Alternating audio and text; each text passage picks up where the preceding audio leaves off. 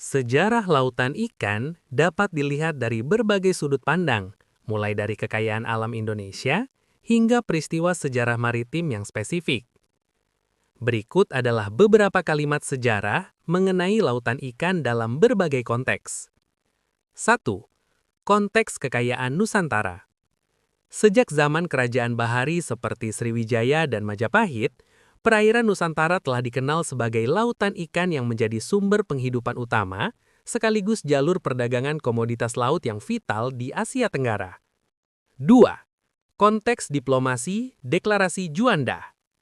Melalui Deklarasi Juanda pada 13 Desember 1957, Indonesia menegaskan kedaulatannya atas wilayah perairan antar pulau, mengubah persepsi dunia terhadap wilayah kita dari sekedar gugusan tanah menjadi satu kesatuan lautan ikan dan kekayaan alam yang utuh. 3. Konteks ekologi dan prasejarah. Catatan arkeologi menunjukkan bahwa ribuan tahun lalu, kawasan segitiga terumbu karang merupakan lautan ikan yang paling beragam di dunia, yang memicu migrasi manusia purba untuk menetap di pesisir-pesisir kepulauan Indonesia. 4. Konteks ekonomi modern. Istilah lautan ikan kini menjadi simbol perjuangan kedaulatan pangan Indonesia dalam upaya memberantas pencurian ikan atau illegal fishing demi mengembalikan kejayaan maritim yang sempat memudar. Kuliah, besi aja.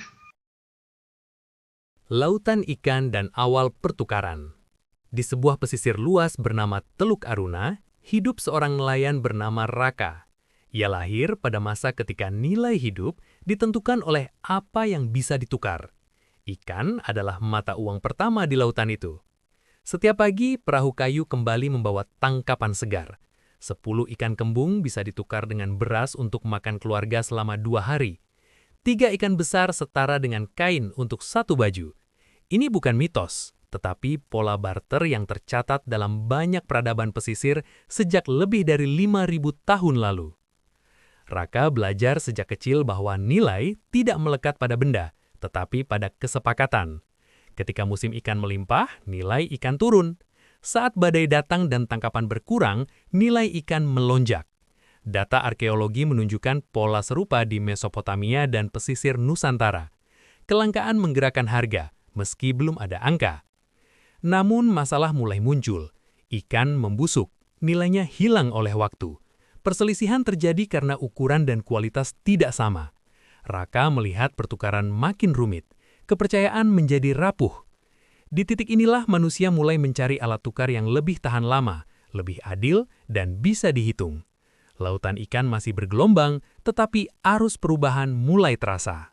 Dari lautan ikan hingga sistem nilai yang terus berkembang, cerita ini mengajarkan bahwa nilai tidak pernah benar-benar melekat pada benda. Nilai lahir dari kepercayaan, kesepakatan, dan kebutuhan manusia pada zamannya. Ketika alat tukar tidak lagi relevan, manusia akan menciptakan sistem baru yang dianggap lebih adil dan efisien. Perubahan adalah bagian dari kehidupan, dan mereka yang memahami arah perubahan akan bertahan lebih lama dibanding mereka yang menolaknya. Terima kasih dan ajakan.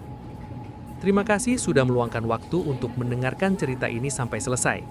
Jika kamu merasa cerita ini bermanfaat dan membuka sudut pandang baru tentang kehidupan dan sejarah nilai, silakan tuliskan pendapatmu di kolom komentar. Jangan lupa untuk like dan subscribe channel ini agar tidak ketinggalan cerita-cerita berikutnya yang penuh makna dan pelajaran hidup.